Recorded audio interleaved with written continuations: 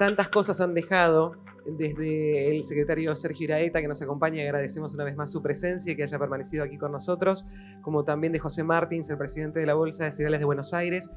Y quiero ir al hueso, comenzando con Fernando Matos, comenzando con un ministro que tiene mucho para contarnos en torno a por dónde tiene que ir la Argentina para recuperar ese lugar de liderazgo, que como bien decían, Uruguay ha sabido responder con política pública, con largo plazo, con previsibilidad y acompañar un escenario que en su momento era adverso para nuestro país y supieron salir adelante ustedes, crecer y permanecer. Y en el hoy la Argentina, con una política actual de desregulación, de eliminación de cupos, de intentar sacar el pie de encima de la cabeza del productor, empieza a recorrer un camino, pero que todavía tiene muchos pocitos, muchos huecos. Bueno, ¿cómo se hace para sortear esos obstáculos?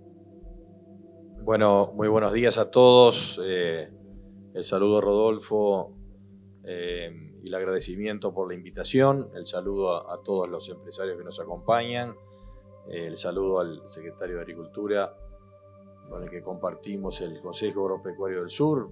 Él le toca presidir. Le traspasé el mando como presidente pro tempore, así que Sergio, muy importante este aspecto de coordinación en un Mercosur que no coordina mucho, pero que en este caso del CAS tenemos un buen ejemplo de cómo se pueden hacer las cosas un poco más coordinadamente en materia de políticas agropecuarias.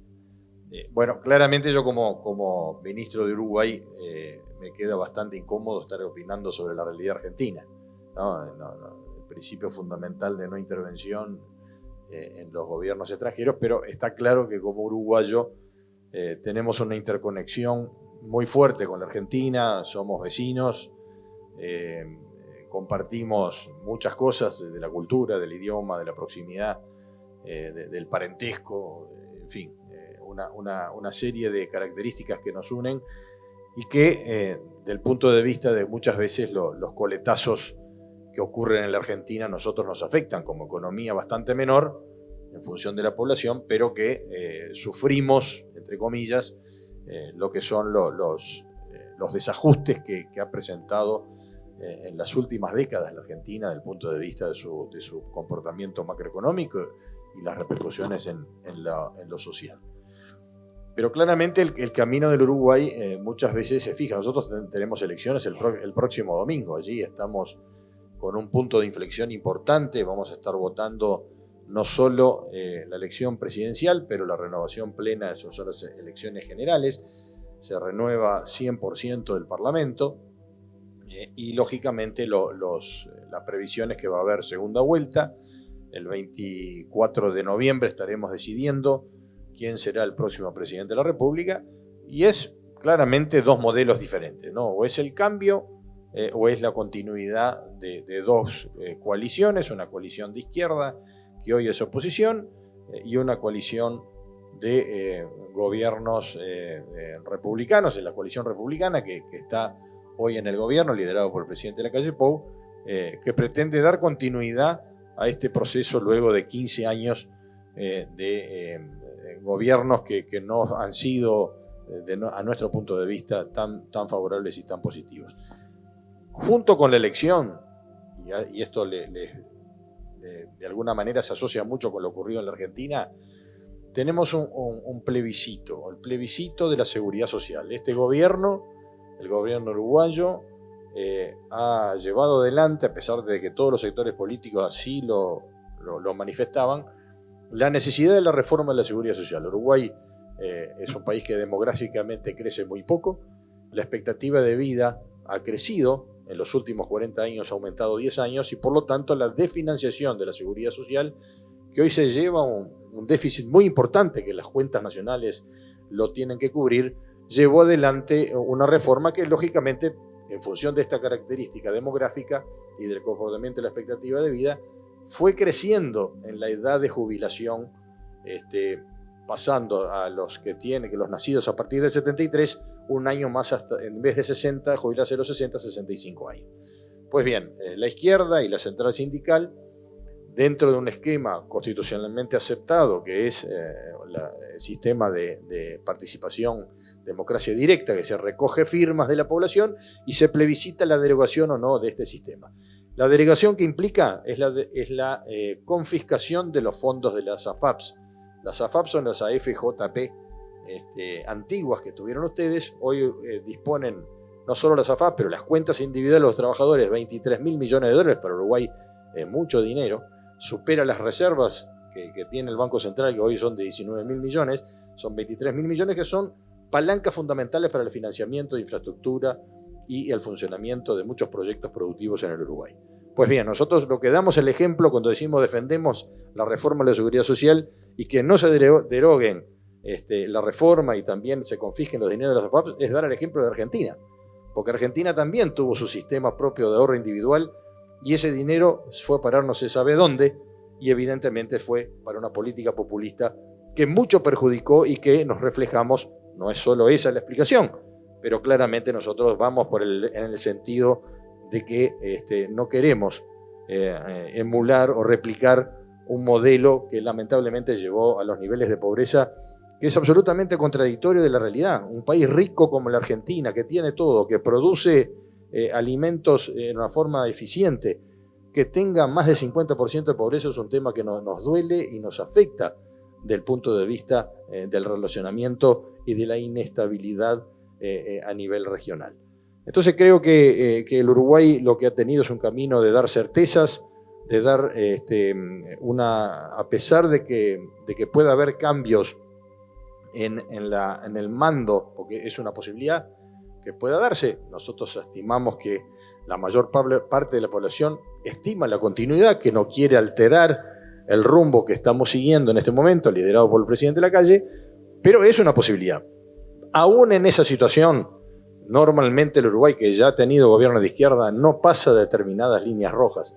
Y por lo tanto, esa es la imagen de estabilidad que el Uruguay da hacia el exterior, aún con un cambio de gobierno que nosotros no propendemos, ni defendemos, ni deseamos a nadie.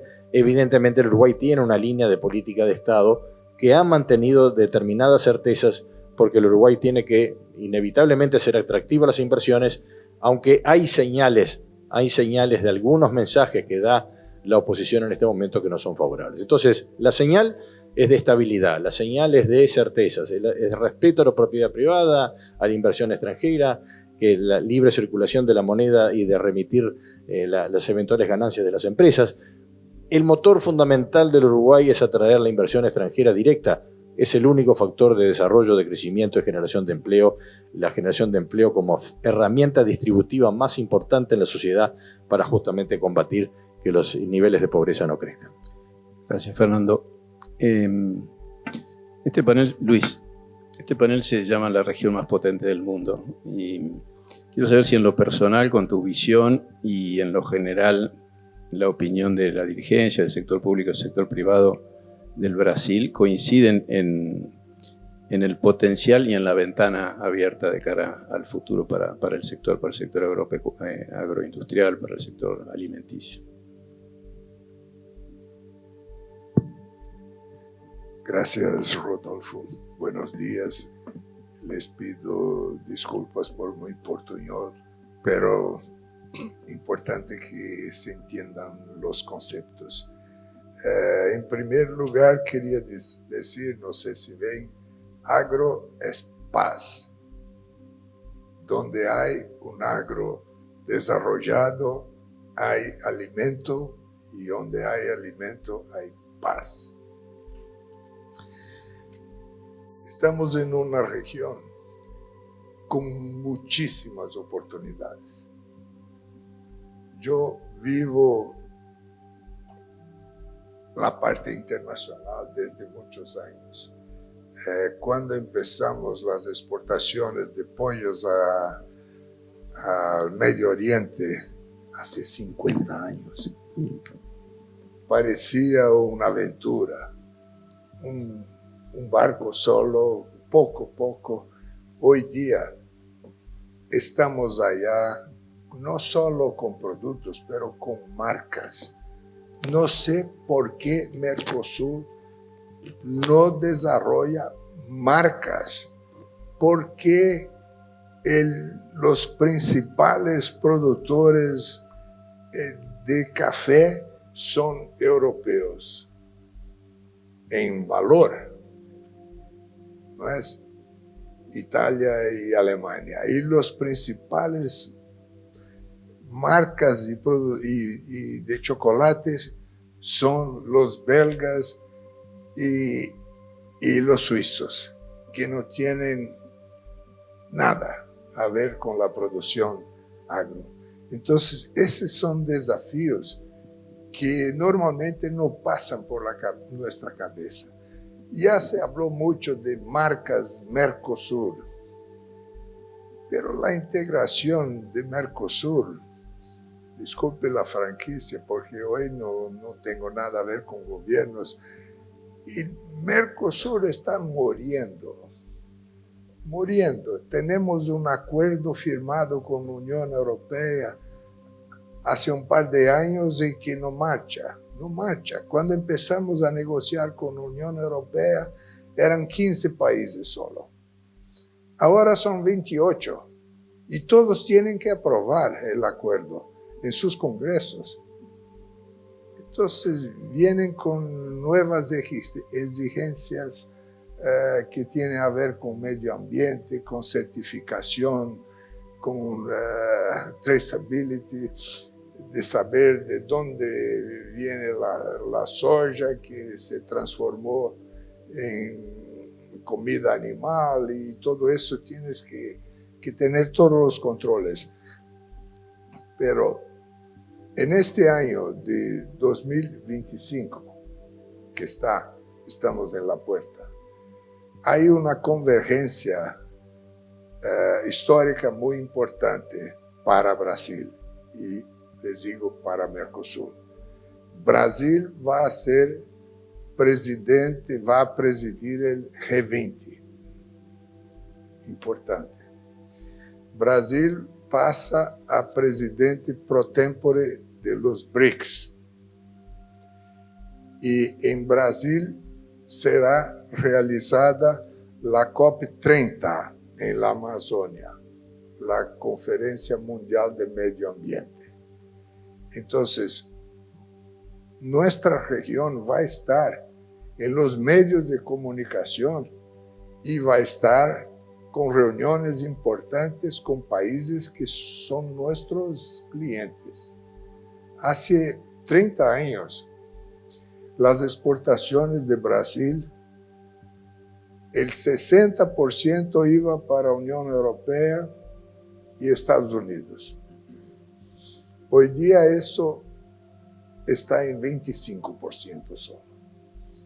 Entonces, hay nuevos protagonistas en el comercio y en la inversión internacional.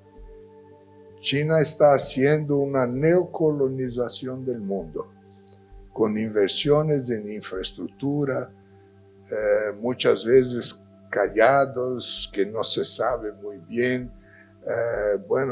Se compró una empresa, pero la empresa sigue como si fuera la tradicional, como decimos ayer por la noche, de la empresa. ¿Cómo se llama la empresa? Syngenta, sí, por ejemplo. ¿Quién aquí en el auditorio sabe que la Pirelli hoy tiene mayoría de capital chino? La sede de la empresa continúa en Milano, ¿no es? Hay muchos italianos, pero las cosas están caminando. Las inversiones de Arabia Saudita, de los fondos de los países de Medio Oriente, están adquiriendo capital de empresas y no solo investimentos en infraestructura. El mundo está cambiando rápidamente y los países, nosotros y los gobiernos, tenemos que ir al encuentro de las oportunidades, no quedarnos aquí, bueno, la vida es buena, mi campo está bien y todo, porque el mundo está cambiando. Aquí se habló en la apertura hablamos del SAF, del combustible para aviación. En Brasil ahora se está haciendo una inversión muy importante para esta producción. Ya se empezaron los testes. Esto va a ser una oportunidad extraordinaria para nosotros de producir el SAF, porque tenemos las materias primas y tenemos también la capacidad y la tecnología. Rodolfo habló del tema que el mundo tiene que aumentar la producción. ¿Y dónde va a aumentar la producción? El 40% que es necesario hasta 2050 para suplir la demanda mundial de alimentos. Nuestra región y parte de la África, que tiene correspondencia global del mapa mundi de nuestra región. Lo que pasa es que los países africanos están menos desarrollados y nosotros tenemos todo listo para incrementar la producción. En 25 años la producción de granos en Brasil salió de 80 para 320 millones de toneladas. En 25 años. Y eso tiene mucho a ver con tecnología, con utilización de tierras que estaban abandonadas por pastura, se dice. Sí, pastura degradada y que estaban allá, bueno, y se utilizó tecnología para recuperarlas. Entonces hay nuevas fronteras agrícolas. ¿Cómo uno podría imaginar de producir soja en el norte de Brasil, en el estado de Maranhão y Piauí? El norte, nordeste, tropical, totalmente tropical. Pero nuevas semillas fueron desarrolladas y nuevas tecnologías. Y hoy es una realidad de una nueva frontera agrícola en el norte de Brasil. Entonces, eso para Argentina, ustedes tienen la bendición de Dios y la mano de Maradona. Gracias. Gracias. ¿Voy yo? El panorama es para montones de cuestionamientos. Voy a trasladar un poco la pregunta y perdón ser reiterativa con esto, ¿no? Pero qué impresionante escuchar un Brasil tan pujante, un Brasil que lo tenemos como ejemplo. A la vez sentir esto, que el Mercosur está muriendo, lo dijo claramente Furlan, y de verdad que uno lo conoce como sector, creo que lo sabemos, lo reconocemos, lo percibimos. La pregunta es, ¿cómo hacemos? Porque entendemos que juntos como región, pero el Mercosur está muriendo. Entonces se crea esa disyuntiva de por dónde ir como Sudamérica, como Mercosur o no como Mercosur, con Europa o sin Europa. Porque Europa estamos de alguna manera en una especie de litigio internacional con la 1115/23, que ustedes saben se prorrogó por un año, en lo que son las certificaciones para ingresar productos libres de deforestación y todo lo que eso significa. Brasil nada conforme con el asunto, Argentina cada vez más disconforme, con mucho para indagar puertas adentro, Uruguay también con esta circunstancia. Digo, ¿es juntos? ¿Es separados? ¿Es de la mano? Yo no comparto mucho el hecho de que se muere el Mercosur. El Mercosur es una experiencia fallida, sí, hasta ahora, pero es un tema de liderazgos políticos, ¿verdad? Es decir, en la medida que nosotros procesemos un intento integrador de la mano de la ideología política, no vamos a funcionar. Evidentemente que tenemos que tener una mirada de largo plazo, Y yo creo que de a poco las cosas van rumbeando. Obviamente que tenemos que tomar el ejemplo nosotros, porque no es solo mirar a los gobernantes, también los liderazgos empresariales son muy importantes. Porque, ojo, muchas veces cuando hablamos de integrar los mercados, estamos hablando de que es tratar de ir rumbo a una libertad de mercado. Pero tenemos incorporado el proteccionismo dentro de nosotros mismos. Nosotros criticamos el proteccionismo de afuera, que es existente y es creciente, para lo cual esta medida 1115 nos tiene que unir a todos en un frente común para tratar de modificarla o hasta derribarla. Porque claramente detrás de una buena intención de protección del ambiente que todos tenemos que compartir, porque nadie le va a dar la derecha ni a Europa ni a ninguna región respecto a los principios de sustentabilidad que tenemos que tener en nuestros procesos productivos, porque nosotros manejamos los recursos naturales que los tenemos que defender, que los recibimos de nuestros ancestros y que los tenemos que pasar en mejor condición para quienes nos sucedan, porque nuestra riqueza es la tierra y la tierra la tenemos que proteger, la tierra, la biodiversidad, el agua y todos los aspectos vinculados al ambiente.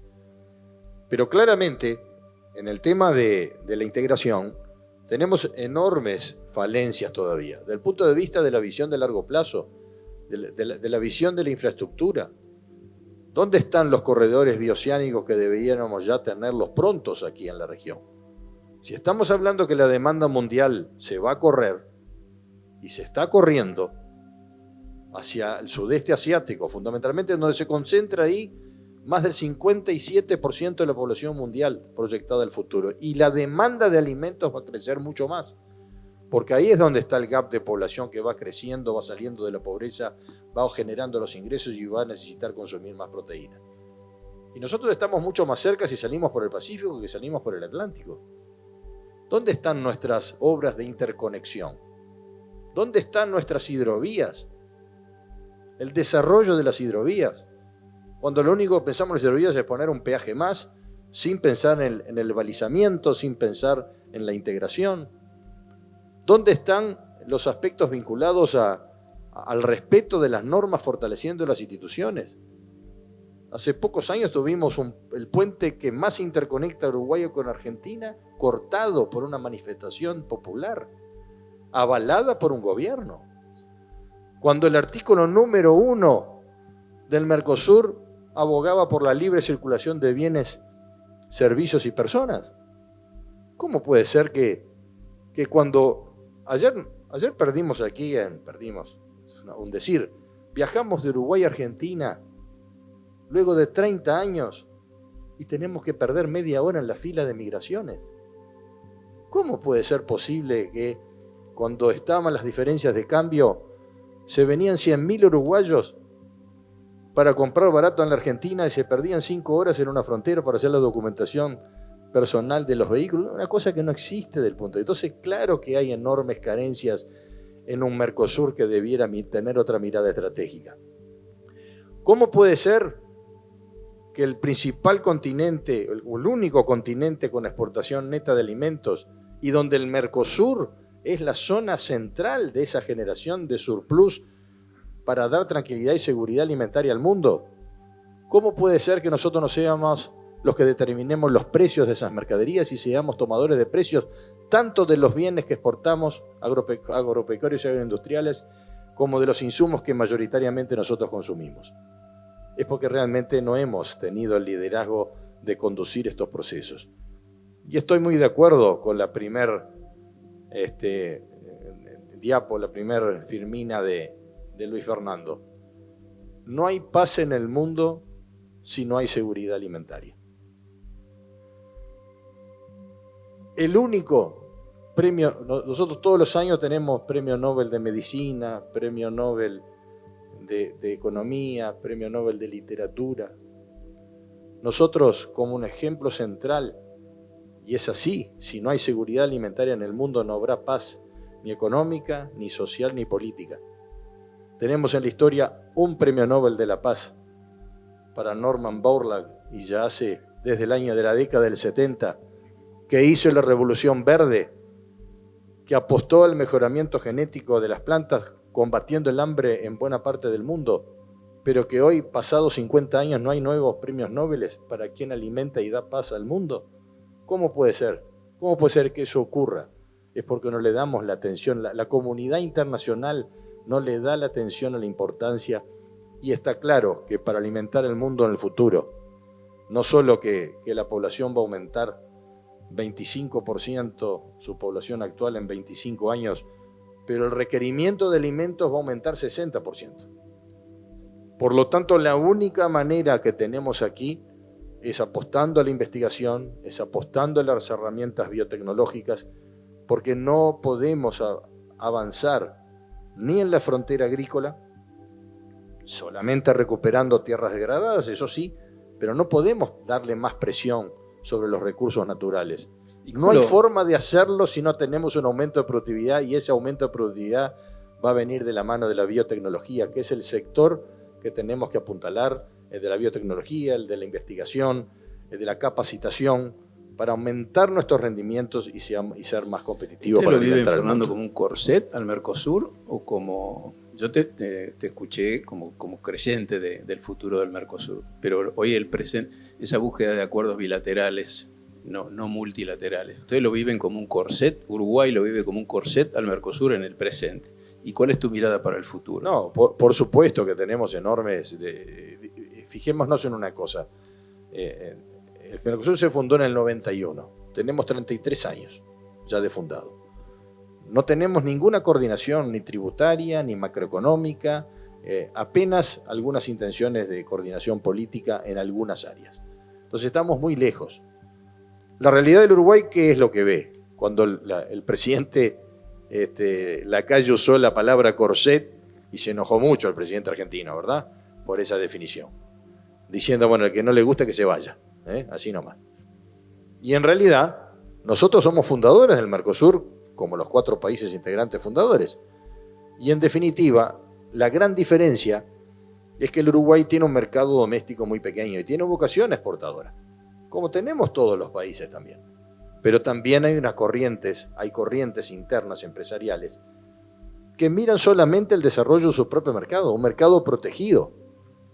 Cuando se apoyó muchas veces de algunos sectores empresariales del Mercosur, era para tener un coto de caza interno del Mercosur, pero que tenían la barrera enorme del arancel externo común que no permitía la modernización. ¿Por qué nuestra industria no puede ser más competitiva hoy? Porque tiene un arancel externo común muy alto que lo protege excesivamente. Entonces, claramente, el Uruguay lo que aboga es decir, miren, a los demás países del Mercosur, ¿ustedes no quieren negociar un acuerdo con China, por ejemplo? Bueno, dennos el waiver, la autorización para hacerlo en forma individual si no hay intención de negociar. Ahora, esa siembra que hizo el presidente Lacalle, porque el gran problema del Mercosur es que el criterio del consenso termina funcionando como poder de veto. Y eso no está bien. Ahora, hay cambios. La siembra del presidente Lacalle, de alguna manera, en función del cambio político en la Argentina, va en el sentido correcto. Argentina ya respalda, apoya, y los sectores empresariales privados brasileños, especialmente de la mano del agronegocio, también están haciendo sus cálculos y dicen, señores, momento, un eventual tratado de libre comercio con China y el Mercosur es favorable para el Brasil. Le genera un 0.3% de crecimiento de Producto Interno Bruto el eventual acuerdo. ¿Y cuál es la diferencia? Que si nosotros no lo hacemos, otros lo van a hacer. Y vamos perdiendo ventaja con el resto del mundo. Entonces, no hay manera... No hay otra opción para el Mercosur que crecer de la mano de un proceso de negociador en materia de acuerdos comerciales que sean mucho más amplio, que es uno de los grandes fracasos que tenemos hoy en día, donde hace 25 años que estamos hablando con la Unión Europea para firmar un acuerdo que no prospera. No es solo por culpa nuestra, ¿no? Los europeos también tienen su cuota parte de responsabilidad. Pero claramente alguien que golpea la puerta para negociar con nosotros no hemos tenido la capacidad de avanzar en un proceso que claramente va a generar una posibilidad que la zona de mayor eficiencia productiva en materia agroindustrial del mundo, que es esta, pueda destacarse en la seguridad alimenticia mundial y generar vínculos más fuertes con socios estratégicos donde si miramos el sudeste asiático y el Tratado de ASEAN, RCEP y el CPTPP, vemos acuerdos realizados entre países que tenían mucho más diferencias políticas entre sí, guerras propiamente dichas entre países, y se pudieron llegar a un acuerdo político para poder avanzar. El interés económico prevaleció, pero el punto es, ¿quién en la región alza la bandera de Mercosur? Argentina, Brasil, Uruguay, Paraguay. Nadie alza la bandera Mercosur. Yo tengo un pasaporte, estaba mirando. Pasaporte Mercosur. Llego en Argentina, miro si hay una entrada, pasaporte Mercosur. No hay. Entonces eso no sé si hay en Uruguay o en Brasil. En Brasil no hay también, tampoco. Entonces eso, uno que no se respeta, no puedes tener el respeto de los otros. Nos dijo cuando estuvo Marcos Troijo en el foro de energía, otro tema de la seguridad energética global, ¿no? Que también tenemos. Él nos dijo que creía que el que impedía, en su opinión, el que impedía el avance del acuerdo Unión Europea-Mercosur no eran tanto los europeos, sino que probablemente Brasil con el tema de compras gubernamentales. ¿Cómo lo ves a eso, Luis? Los que son en contra son siempre ruidosos. Se dice eso. Y los que son en favor son silenciosos. Entonces la mayoría está favorable, pero unos que van ahí, tú sabes, que van ahí una semana, otra semana a decir, no, eso no nos va a perjudicar. Yo por 10 años fui el director responsable por la área de comercio externo y internacional de la Fiesp, de la Federación de las Industrias de São Paulo, que en aquel tiempo era una organización muy potente. Bueno, era normal en reuniones que un sector reclamaba del otro. Yo quiero mi sector protegido, pero el tuyo que me fornece materias primas, este tiene que ser libre. No es así. No sé si es aquí lo mismo en Argentina. Entonces, después de 4 años y medio en gobierno, retorné a la Fiesp para una reunión. Pues las mismas personas hablaban las mismas cosas después de 4 años y medio. Entonces, también los empresarios tienen que evolucionar y mirar un poco y saber que si el todo crece, mi negocio va a crecer. Si el país crece, mi negocio va a crecer. No es impensable que no tengamos un crecimiento sostenible. Brasil, fruto de la expansión de las exportaciones, que fue mi bandera principal como ministro, salió de devedor del FMI para credor de FMI.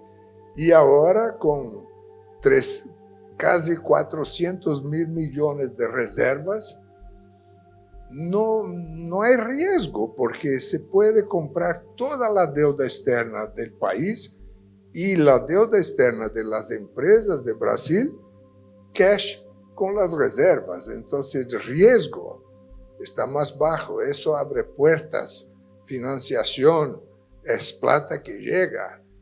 Y todo eso es posible hacer, es posible. No voy a hablar de los tributos a la exportación, que en Brasil teníamos indirectamente eso, y ahora estamos finalizando la reforma tributaria que va a contemplar también de eliminarlos. Si te parece, Jorgelina, hacemos a cada uno de ellos la última pregunta, la pregunta de cierre, porque estamos en tiempo para ir finalizando. propongo que nuestros disertantes, nuestro funcionario presente, como es Fernando Matos, en la actualidad en Uruguay, exfuncionario Furlan y miembro fundador de LIDE allí en Brasil, definitivamente nos están dejando muchas cuestiones para analizar.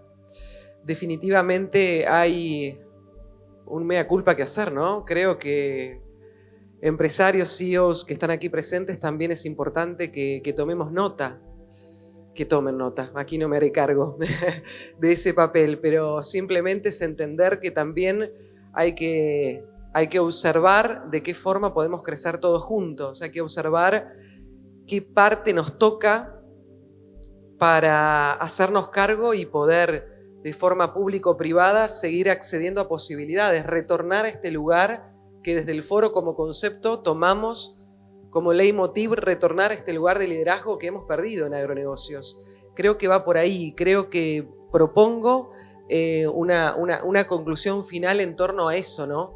¿Cuál es el mea culpa para el sector privado y cómo se debe trabajar con lo público? ¿Cómo se debe seguir apostando a un público privado? Pero reitero, me parece fundamental entender qué más se puede hacer para retornar a ese lugar que hemos abandonado sin tan solo deslindar responsabilidades. Bueno, creo que la articulación público-privada es el secreto, es la forma de poder llegar a un entendimiento en políticas de Estado, políticas de largo plazo que puedan determinar una visión de Estado más allá de los periodos de gobierno. Eso me parece que es fundamental. Nosotros lo vamos a dejar, no sé quién va a gobernar a partir del 1 de marzo en Uruguay, pero nosotros vamos a dejar una propuesta que senda la Estrategia Nacional de Desarrollo Agropecuario, pensando lo agropecuario de los próximos 20 o 25 años. El futuro es muy favorable para el agronegocio, pero tenemos que modificar ciertas cosas. Tenemos muchos riesgos, el riesgo creciente climático, que nos expone cada vez más a una variabilidad que pone en cuestión nuestra productividad, nuestra eficiencia, es un aspecto fundamental. Las tendencias climatológicas que se avecinan dan cuenta de que buena parte del continente americano, fundamentalmente el centro del norte, va a tener menos precipitaciones y va a tener ascenso de temperatura generalizado en todo el continente. Es decir, nos estamos tropicalizando bastante en nuestro clima y eso nos expone no solo a riesgos productivos, porque también asociado con la variabilidad climática tenemos también la incidencia de enfermedades y de plagas. Y eso también requiere una coordinación, fortalecimiento de los sistemas sanitarios. Tenemos que tener la herramienta biotecnológica que nos ayude a adaptarnos mejor a esas condiciones productivas. Y tenemos el tema de la disponibilidad del agua, ¿no? Que si bien somos ricos, pero tenemos una distribución bastante irregular de la disponibilidad del agua. Por lo tanto, ser más resilientes a esa condición de variabilidad, y estamos hablando fundamentalmente de la sequía, es esencial para mantener un piso productivo. Y eso también es un aspecto fundamental que tenemos que desarrollar, no solo el tema del riego, pero también el tema de los seguros agropecuarios, que lo tenemos que trabajar mucho mejor para dar más garantías y seguridades al productor, porque dos golpes consecutivos de sequía para el sector productivo son muy duros y muy... La otra palabra es una alerta respecto a los desafíos del mundo, es decir, del punto de vista de la geopolítica, es cierto que estamos en zona de paz, pero las realidades geopolíticas en un mundo integrado y globalizado nos pegan de la misma manera.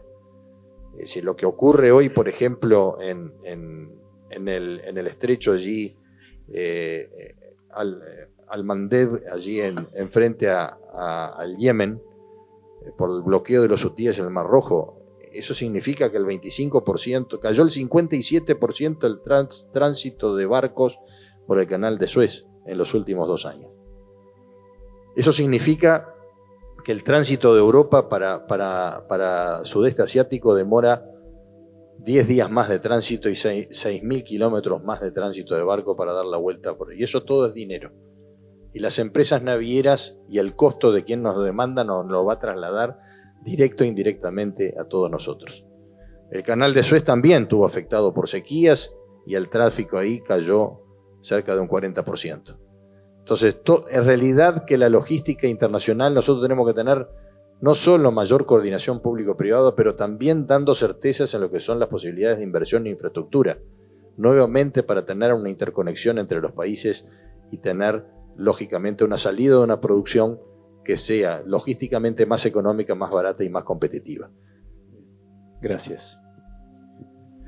Bueno, yo tengo una visión más particular de participar de eventos internacionales. Empresarios de nuestros países participarem de eventos internacionales. Nosotros normalmente nos conformamos con los mercados regionales, locales, regionales o nacionales. Y con eso el exterior, bueno, esto es complicado. Entonces, yo he tenido una experiencia de participación en el World Economic Forum en Davos por 15 años y habían poquísimos de Mercosur, muy pocos, unos 2, 3 de Argentina, unos 4 de Brasil. Y ahí es la oportunidad de hablar de su país, de demostrar las oportunidades y crear un networking. El segundo tema es, no es incomún que uno de nosotros en el exterior hable mal de su país, hable de los problemas, hable de, bueno, eso no está bien y todo. Entonces, un argentino que va al exterior, de Brasil o de Uruguay, tiene que hablar bien de su país. Deje a los periódicos hablar las malas noticias, pero la gente quiere escuchar las buenas. ¿Cómo está el desarrollo de la energía limpia? ¿Cómo está la conservación de la cobertura vegetal original? Poca gente sabe que Brasil tiene 66% de la cobertura vegetal que tenía en el año 1500, cuando llegaron los portugueses. 2/3 del país sigue como está, pero se habla, bueno, que el fuego, la deforestación y todo eso son malas noticias. Entonces, hablar bien de su país en el exterior es mi recomendación. El otro aspecto que no podemos dejar en blanco, y tú lo preguntaste, Jorgelina, con el tema de la 1115, es que uno de los desafíos que vamos a tener en nuestro negocio es la tendencia proteccionista mundial, que viene por distintas vías. Pero la vía del proteccionismo ambiental es uno de los grandes riesgos donde nos tienen que encontrar juntos. Cuando decía Luis Fernando que tenemos que participar de los foros internacionales, yo invito a todos los empresarios que participen de alguna manera en alguna de las COP, de las convenciones del ambiente. Ahí se va a ver la dimensión clara de quiénes son los grandes players del mundo. Porque resulta que a pesar de que nosotros somos responsables de la seguridad alimentaria mundial, que somos el único sector que captura carbono de todos los sectores productivos del mundo, lo que se habla es de las emisiones de la agricultura. Y quien promociona estos eventos importantes de las Naciones Unidas son las empresas petroleras fundamentalmente. Ahora vamos a tener en Bakú, en noviembre, COP29. Es el tercer país consecutivo petrolero que organiza estos eventos de carácter mundial donde se define la política ambiental. Y esta 1115 es muy importante el proceso de negociación porque por primera vez se introduce un factor ambiental en el comercio. Y tenemos que tener un gran cuidado en este proceso negociador, no solo por Europa, porque puede ser utilizado como un elemento de antecedente donde otros países con tendencias generalizadas del punto de vista del proteccionismo vayan a introducir el aspecto ambiental como un factor de traba al comercio agrícola internacional. Gracias.